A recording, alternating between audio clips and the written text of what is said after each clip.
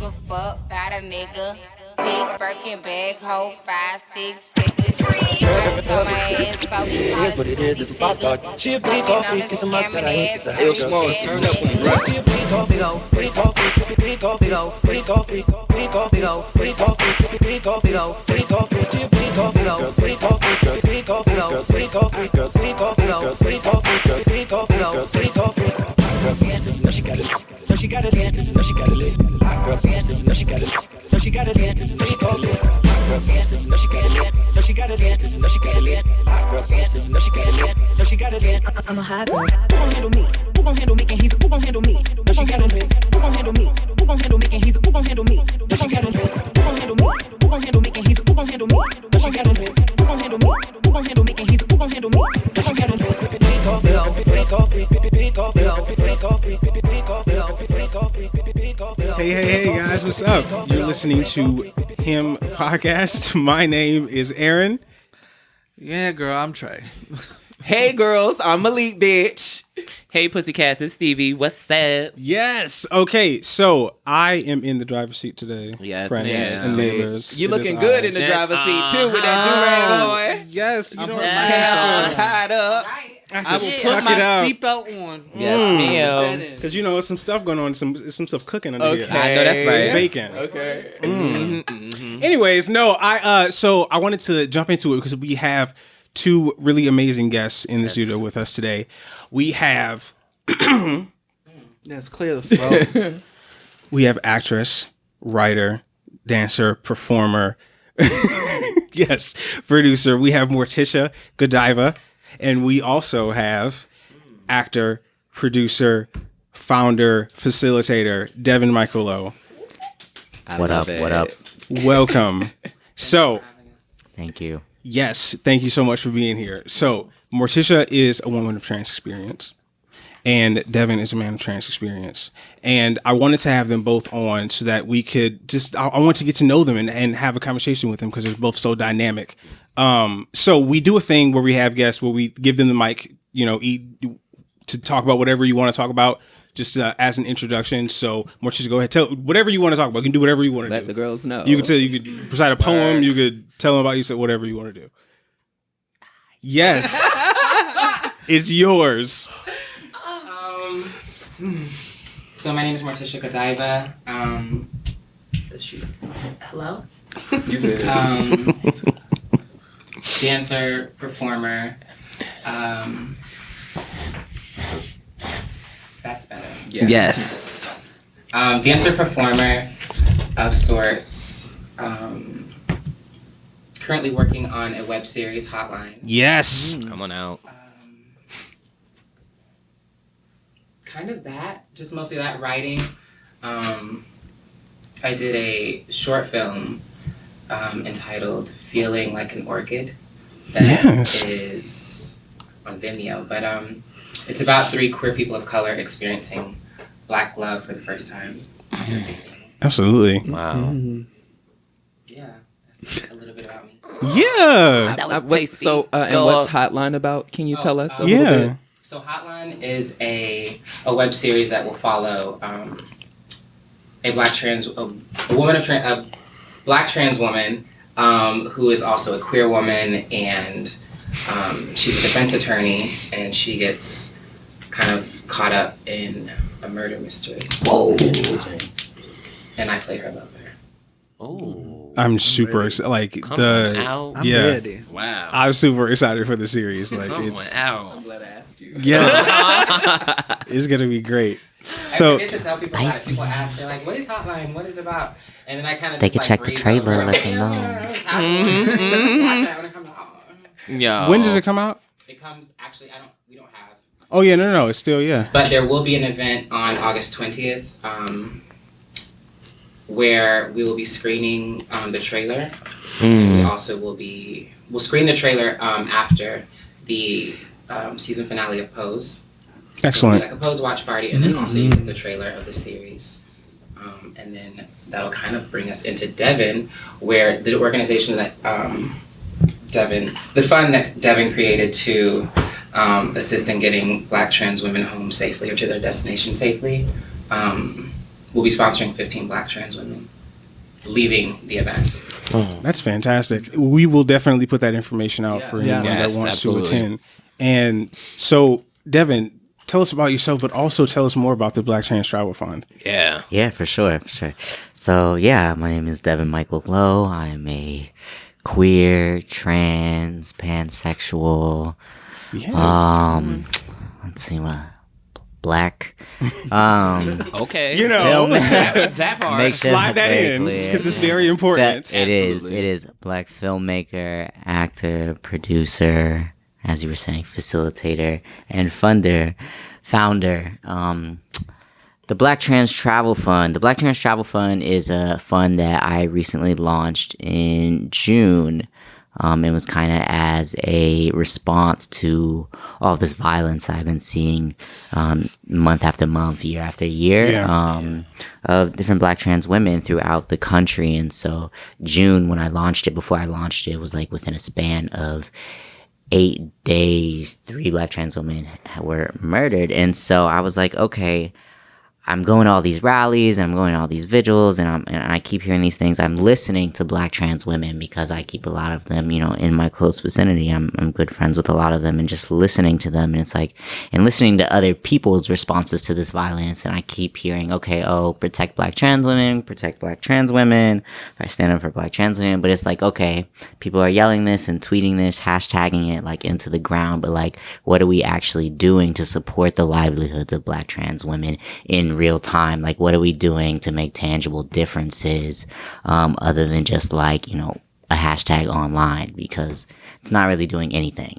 And so I say, and so this is something that, so after listening and like, okay, what is something that can be done? And transportation was something that really kept coming up frequently for listening to Morticia. She was really one of the biggest inspirations I had for starting the fund, actually, but also listening to other girls and just the harassment that women are facing when they're trying to get to the train, and then the harassment that is happening on the train. And then like you're just like so privy to both verbal harassment and physical violence, because we live in New York City, and I think a lot of people outside of the city here in New York, and they think automatically, we have all these resources, the girls got it good here, you can get your surge, but not understanding that all these resources means there's so many people here, and so all the girls, or all trans people in general, are just running into so many people on a day-to-day basis, so that your likelihood of experiencing harassment and experiencing violence is just increased that much more.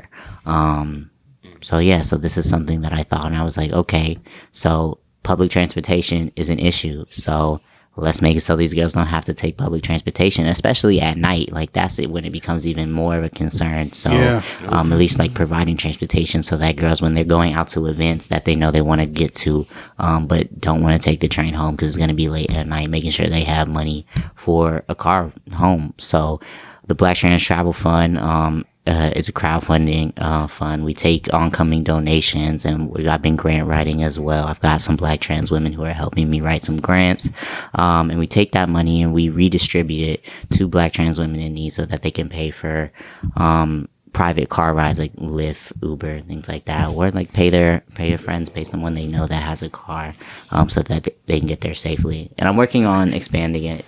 I know I'm talking a lot, but it's good information. I've built a team. I've got a team of people that I'm building together, and I'm talking to some more people. Right now, our main focus of what we do is kind of offsetting the cost of transportation fees for Black trans women. But ideally, what I'm working on is collaborating with actual queer folks in community. There's actually an organization that recently launched in July called Queer Cabs, which they help to pay they provide low cost car ride services to LGBTQ folks in New York City, and it's run by other LGBTQ folks. And so this is a way that we can actually vet the drivers who are picking up Black trans women, and so really making another increased aspect to the safety component in which we're providing with the fund. And so the Black Trans Travel Fund would then in turn pay queer cabs, and the queer cabs would be picking up the Black trans women for free and taking them home. And then eventually I want to get into actually providing some sort of security for the girls as well, when they go to events, like having our own security, staying out there. So even once the event is over, then the women will still feel safe while they're outside late at night waiting for their cars home. Excellent. So yeah, this is both my what it's happening now and my goals for the fund, which I'm working hard to make it happen. I got a team of people to help me, so I'm excited for its progression. Is there anywhere that our listeners can donate? Absolutely.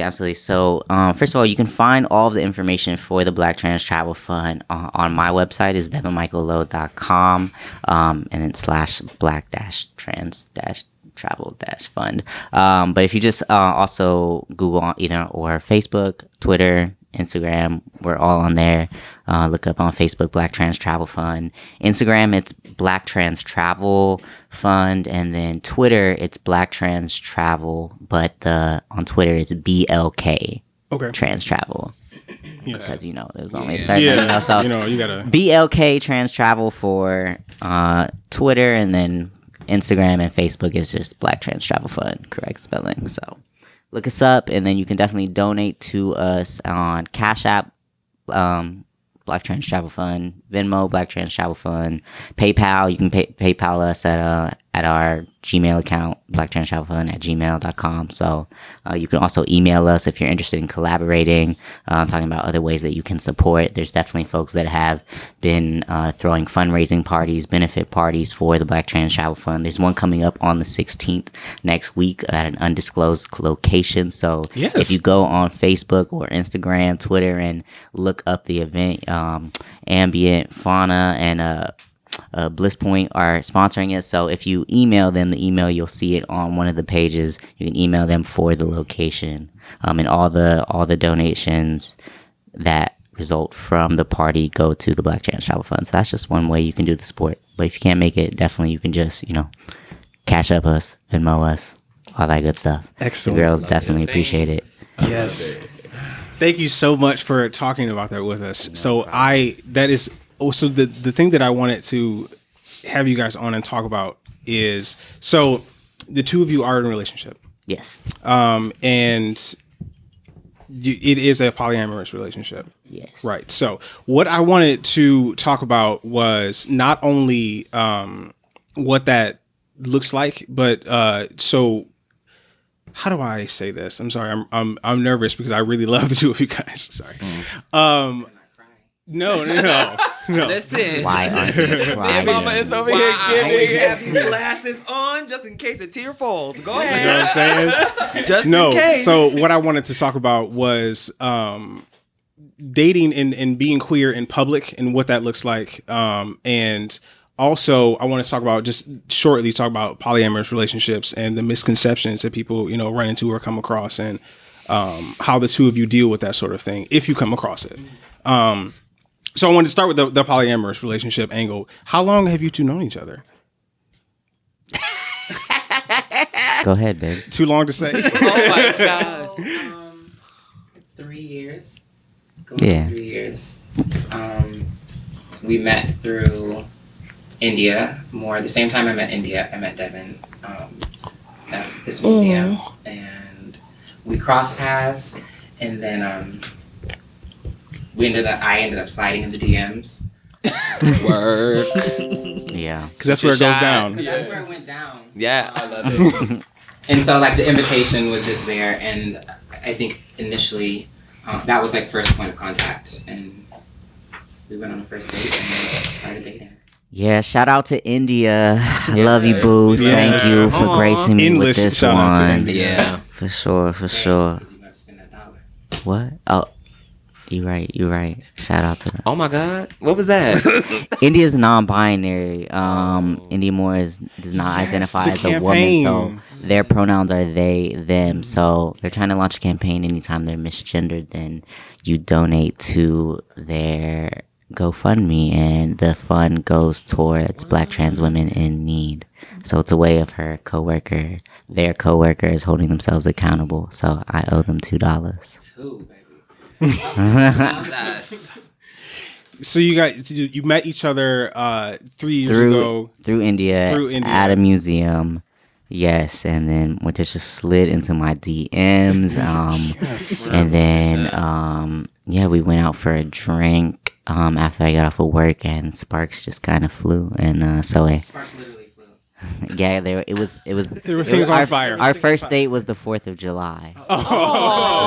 So there was like fireworks happening on our first kiss, so it was really it was nice. Period. Oh my. If that was a movie, that would be a great scene. Like, I love it. And y'all kiss or something. Oh my goodness. It was very that.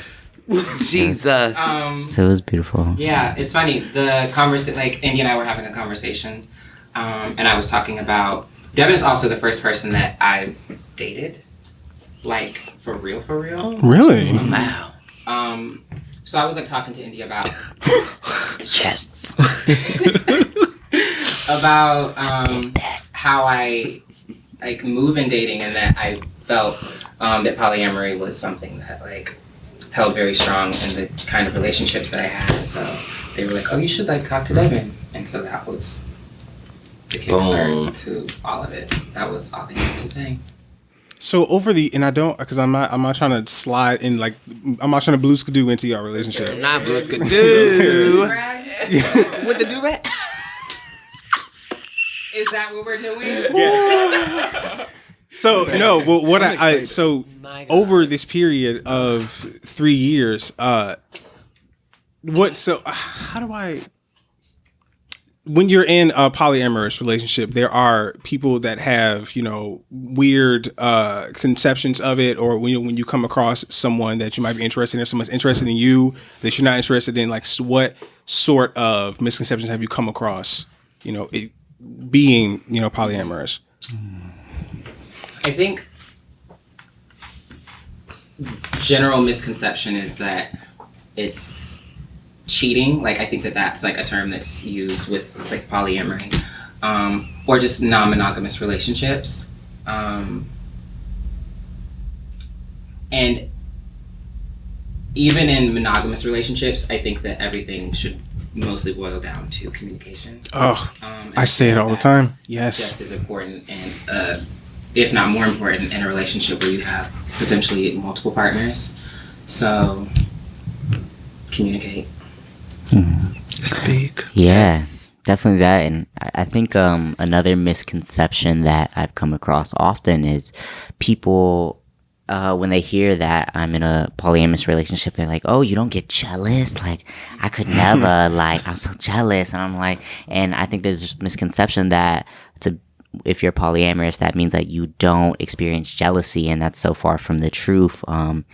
Jealousy is a very natural human emotion, and so all of us experience, and it's normal to experience it. I think the difference is, and what is important, especially in polyamorous relationships, but in all of them, is just the way that you acknowledge and handle that jealousy, in the way that it's approached, like tackling it. Because usually, and this I'll speak from the I've personally found for myself that when jealousy arises, it's stemming from some sort of insecurity, or rather there's some sort of need that isn't being met. And I feel like I've noticed that is commonplace in a lot of people's relationships, is that jealousy stems from the fact that there's a need that's not being met, whether it's I need more time with you, I need to feel more affirmed, I need to feel more wanted. Like there's something that you need, because for me, the reason I love polyamory so much and why it fits so well for me is because I personally believe there is no one person that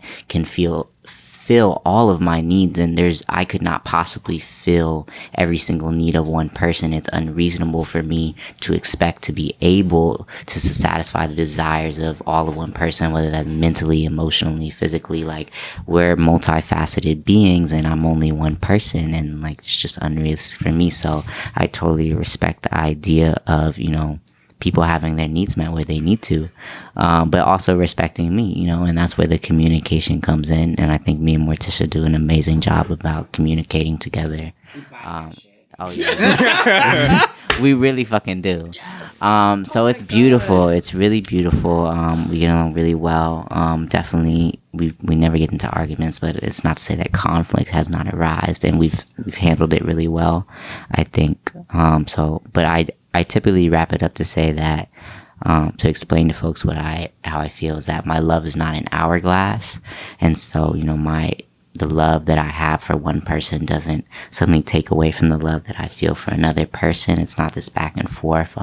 I love very much in magnitudes. Like my love is limitless, and so that's how I experience that love. is beautiful. Yeah, I am. Also, sorry, I would just like to add, the first time that I experienced jealousy was with Devin, but I didn't know that was what was happening because I had never been jealous. So I was like, what? Trying to break it down, like, what is this? Like, I know that, what is this feeling? And then I was talking to another partner, and they were like, you know, you're jealous. I was like, is that, okay, cool. And then just kind of dealt with it from there. I spoke with Devin about it. Dealing with jealousy is always really. My God. We could do it on an episode. In that translates into being in public too, because it's like, you know, well, I mean, when you're out with like the person that you're with, or sometimes when you're not, like sometimes, you know, they go out without you, or you see them out like while you're with your people and you know, what have you, how just observing the other person, their element, you know, might like arise. This happened to me a few times and going to the club, like, do your thing. You know what I'm saying? Like, you know, whatever. So as I look over it, I'm like, okay, they're really like, they're really getting along over there. You know what I'm saying? They're really getting along over there. You know what I'm saying? They're really like, they're having a conversation. Right. You know, fun. like They're getting into some things. I should go and like, What they doing? Tap them on the shoulder, baby. what are we talking about? You know, and it's just it's difficult to manage that sort of thing and like kind of just be like, okay, listen, you know what I'm saying? Not only have they got it handled, but you know, they're their own person, you know what I'm saying? Like allow them to live, allow them to, you know, because I talk about it a lot, like not treating the person like a possession or like a necklace, you know, and allowing them to live and just like be, you know, as they are. This does not relate at all to the other thing that I wanted to talk about, but no, because I wanted to talk about being queer in public. And being coded as queer, or if you're not necessarily coded as queer, and how that, because so the reason why I wanted to talk about it was because I was in a lift recently with this guy, and he was kind of gross, but that's whatever. So we were, you know, driving, and I guess he did not code me as queer when I got into the vehicle. But while we were like driving around, he saw like a queer person. I didn't see them, but he was like, oh, look, you know, and then he went to a whole thing about like, oh, you know, the gay people, they have this movement. They just want to be accepted all the time. And it's just like, I don't understand. Like, were they just like, they were fine. Like, nobody even knew what gay people were like back in the, and I'm like, And so in my head, I'm like, do I say like, hey, I'd suck dick? Right. Or like, do I just like let him? So I let him talk, and then when I got out, I gave him 1 star, and you know, listed why, and so this you is know, the driver. Yeah, the driver. Yeah. Give that motherfucker 1 star. Yeah. No, so no, you couldn't give 0 stars. I don't think I tried to give. Yeah, one's the lowest. Yeah. I want to Because say you know nothing. So I put my finger on it, right, and then I like slid it down. So I was trying to get it down, slide down to 0, but it wouldn't let me. Shit, we need to write lift an I email. tried. No, so what that made me think of was just like, you know, to me, I see myself like as coded as queer, like, you know what I'm saying? Like when I walk around, I'm like, yeah, you know, and not only do I see but I want you to see me that way. You know what I'm saying? I don't want you to assume I'm straight gross. Like I'm not a cishet, and I don't want anybody to ever in their life like gross. That's not gross. Yeah. No, I'm gonna hang on to it. Because they say the same shit about us. So I like it. I'm gonna hang on to it. You know what I'm saying? So no, I just wanted to open that up to, you know, ask you what your perspectives are on not just, you know, coming up against bigotry, but just in your everyday. You know what I'm saying? Walking around, you know, how do you see yourself? How do you think people see you? Like what?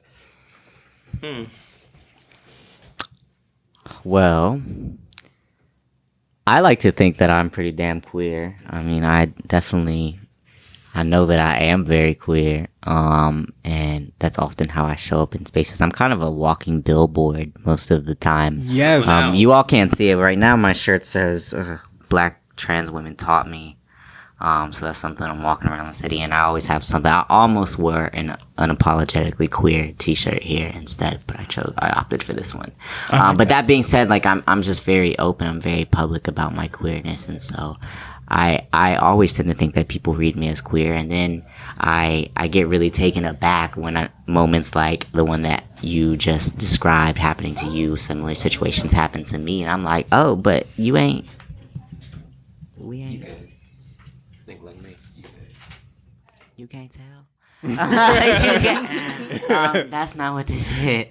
But I do find it interesting. I think that half the time I get read as gay, and I'm definitely not gay, even though I'm very much queer. And people tend to conflate those two things a lot of the time. So I kind of have to make that clear. Most of the time, it's like I'll be on apps or something and be like, "You got a boyfriend?" Because it clearly states I'm in a relationship. I'm like, "No, I have a girlfriend," and a gag.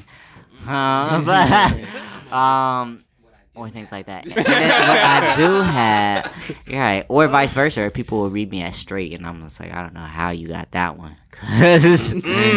But not my ministry. Yeah, that's not my ministry. I'll be out here. That's not my ministry. Okay. But no, I love being queer. I'm Black, queer, happy. Coming out. Wouldn't have it any other way. Coming out. You see what I'm saying? You smell the shit that I'm stepping in. I see you, Morticia. Go off. Lord. That for me is, I think, I would love to be read as queer in like public spaces, and I feel like a lot of times I am, and I feel like the times where I think that I am, I'm probably not. That's just like my dysphoria kicking in, but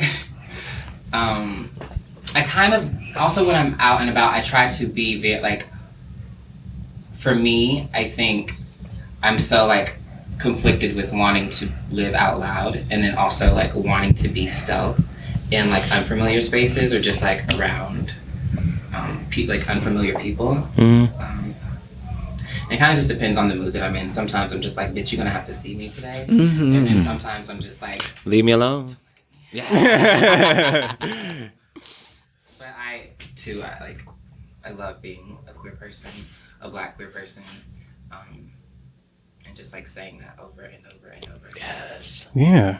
I mean, this is for everyone. Like, okay. Shit. Yeah. Thank you, teacher. Thanks, you will be answering too, bitch. Yes, The there fuck? you go. I gotta make sure I get my answer then. Right. Girl.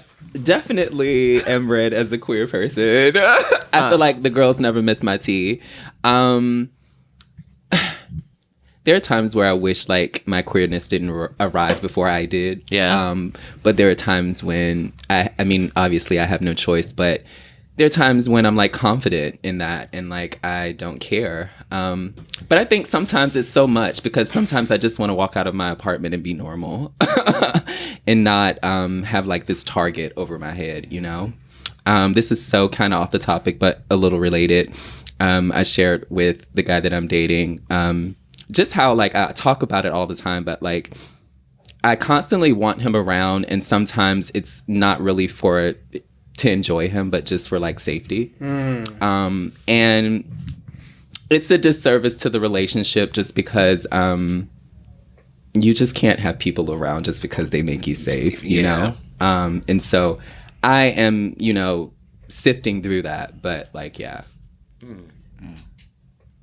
That was a That's lot. real. That was good. No, that was good. It was good. Thank you. Oh my. Look, who's going next? You don't have no thoughts? Y'all gave me Damn. Okay. I think for me, I will say, I don't know. I really don't know what how I present to other people. I know what I give off and what I feel. And so when I walk into the room, I feel like I'm saying, here, I'm gay. Like, here, hey, what's up?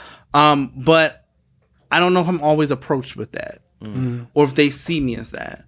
And so for me, I don't have to remind you. I just stand in my truth and be who I am. And for me, it does have some negative effects. I mean, you standing in your truth, there's always going to be some type of target, or people are looking for you, or something of that effect.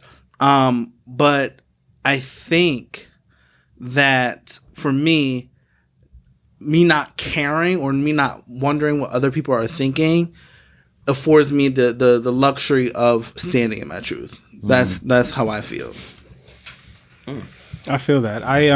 There's because the coming out process never ends. You're always doing it.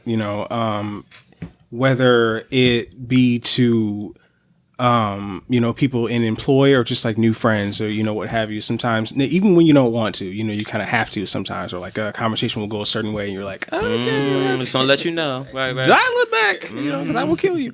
But and it's just really difficult.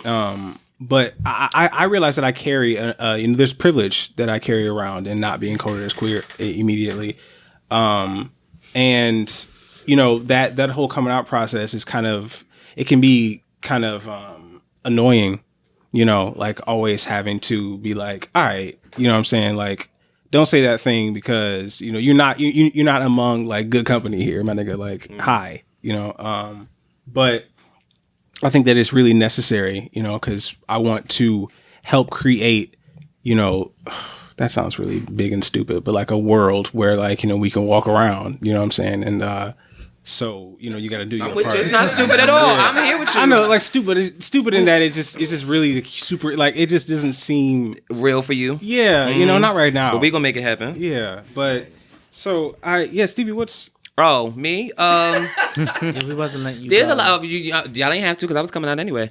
I have dealt with like me trying to hide who I am, but let me tell you something about me. There is just too much ladybug living in me that I cannot hide it, and I now no longer have to, because I'm like, bitch, it is what it is with me. I have a sassy ass walk, a sassy ass attitude, even if I am trying to be like, damn, I'm around all these niggas in the barbershop. But if somebody Mama's coming out, this is what you want. You know what I'm saying? And I just cannot live like I used to live like that. Like, oh, we're going to like certain events. I'm like, I have to be, no, you're going to get what I give you. And that's just going to be it. And there's not going to be any questions, so we can go left and we can do what we have to do. So it's just, I am who I am. I am going to be sassy. I am going to be lady, but hey girls, I'm going to give you all of that because that's what I have had to go through to get comfortable with. I'm not going to have to keep changing for I can't do that in every single space that I'm in. Because if that is, that's holding Stevie back. And ain't nobody holding me back. So that's that. All right. Coming out. And I get, you know what I'm saying? You just have to, I like battle with that a lot growing up. Like, I have to hide my personality and be somebody else. I can't do that. Yeah, I mean, being queer, like, you are kind of taught to repress, to hide, to kind of like lock it away, don't talk about it, you know, what have you. And as you get older, because I thought I was comfortable like within those boxes at first. Like, when I first came out to my family and everything, I would tell them like, I don't necessarily like, I just want you to say that you like love me. You know what I'm saying? I don't need your acceptance. I don't care. You know what I'm saying? I just, blah, blah, blah. And I'm, this is not necessarily, but it as I got older, living within those boxes, like I can't do that anymore. You know what I'm saying? You gotta like put your foot on a few bitches' necks. I gotta bust out of that and have to just be, because it's okay for me to be who I am. You know what I'm saying? In public, that's something I had to teach myself. So I wanted to bring that to you guys. So that was cute. That was cute, Aaron. Yes, and all right. Excellent. Yes. So I know, listeners, that this particular episode has been all over the place, and I apologize for that. The reason why it has, I feel like it's been driven amazing. And I don't drive any cars, girl. I've been I don't know how to nervous. drive. So I'm telling you, it was good. Yeah. I want to thank Devin and Morticia for coming on and sitting with us and dealing with me and sharing. Stop it. You're No, amazing. and sharing with us. Like I really super appreciate it. Thank you for coming on. Thank you. He only do it on this mic. Jesus. So, tell the people where they can find you on social media. You can find me on Instagram, Devin Michael Lowe. You can find me on Facebook, Devin Michael Lowe. You can find me on Twitter, that boy you like. That's where it gets real juicy. Yes. That's all correct spelling. That Hashtag I've juice. seen those videos. Okay. like. Wait, what? I ain't seen no videos. Oh, that's the other profile. I'm not giving that one. What you say? I love You y'all. can find me on social media at Morticia Godiva on all handles, I believe. Instagram is Morticia_Godiva, like the chocolate. Yes.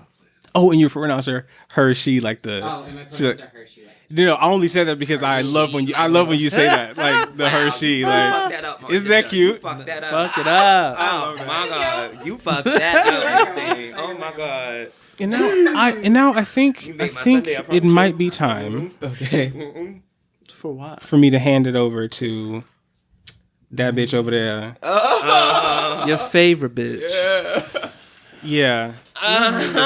Did we tell our guest about the song of the Yeah, week? did we tell? Oh yes. So we do Jam of the Week. Oh, jam of the week. Aaron. I know you- y'all. I I'm sorry, but the intro Those to be- the podcast. Thank you. Oh, you know what I'm saying? I know. Thank Shake you. your ass, but watch I yourself, tried. okay? Show me Thank what you you're so working much. I do with. try. You do, man. We I got love that. y'all. You did that. So we do a jam with so whatever song you've been hey you've been listening to jamming all out to, you know, this like recently. So what's your jam of the week? So we do that. Yeah. Yeah, so jam of the week. Right. So who going first? Who going last? I think Aaron, you should go first. Okay. Jam of the week. I forgot the name. So just See, girl, if you I just asked you to go first because I thought give you me knew, a hot. but you ain't never read. I do. So my jam of the week. Right, you know, so you got to pull it up because you got to see what you was listening to last. You know what Yes, I'm saying? Aaron, what were you listening to Anyway, last? so the song is called Like Honey. It's by I think it's called Kilo Kish, KILOKISH. It's an alternative song. It's has got a great beat. You can dance to it. You know, so check it out. Morticia, what is your jam of the week? So my jam of the week has been All of Us, Labyrinth, and Zendaya. Yes. It's basically the theme track for Euphoria because the bitch been fiending, right? Yes. Like right after I had to like go and like download the soundtrack. God, I love that show. That's mine. Malik, girl, I've been listening give to. it time. I love Sia. Oh, I love Sia. This was back from her We Are Born back in 2010. But I guess I know. I like You've Changed. It's a jazzy number, but yeah, I don't. I love Morticia. How do you Bitch. And then, we love you too. Don't do that. Look. No, we do. Dead ass. Right. It's all right. Devin, what is your jam of the week? Y'all gonna laugh at me. No, we No. not. They laugh at me all the so time. it's fine. No, because I'm like a 45-year-old man. It's okay. At Listen, minimum. you in It the may middle. work. No, my song of the week has probably been Your Love Keeps Lifting Me Higher by Jackie Wilson. A lot. You better take us back. A classic. Yeah, I have a lot of classics. I know that's right. Ask Morticia. I'm always around the house listening to like music from the Oh, 60s so through go, 80s. y'all. It's true. And if not that, then probably like cash shit. Yes. Absolutely. All right. Stevie, we didn't say yes, bitch. Don't get too big for your britches. So this has been a song that's been like getting viral on Oh, bitch. Twitter. My jam. Yeah. is it my? I don't know what y'all are gonna think, but I'm gonna No, say what I know I'm exactly what thinking. you're talking What about. is it? So it's a song off the new show, Sherman Showcase. Yes! Drop It Low for Jesus. Oh. And I feel like that was like the moment when all the church ladies like would like, ah! Like one of those moments that we put our foot on their necks, and I loved it. And I listened to it. It's not the longest song, but it has that boom. That's just like, oh my God, I love the meaning and everything behind it. I love how they just like made it funny, and a lot of people are like upset about it, and I like sometimes make that song is 100% so, on Apple Music, by the way. I live for making the girls upset. So drop it low for Jesus. I don't really. There's no artist. It's just from the show Sherman Showcase. So yeah. My jam of the week is by Tori Kelly. It's called Two Places from her new album. It was written with Taylor Park. Oh, okay. Who I love. Oh my.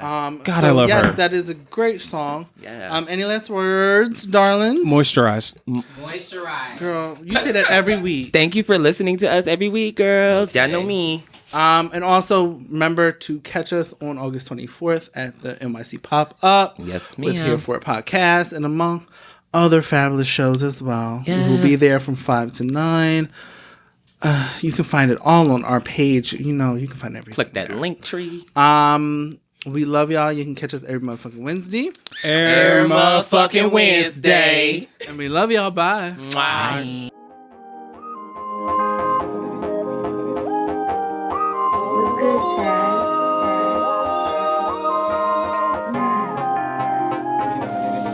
Got somebody, she is a beauty, very special, feeling intruded.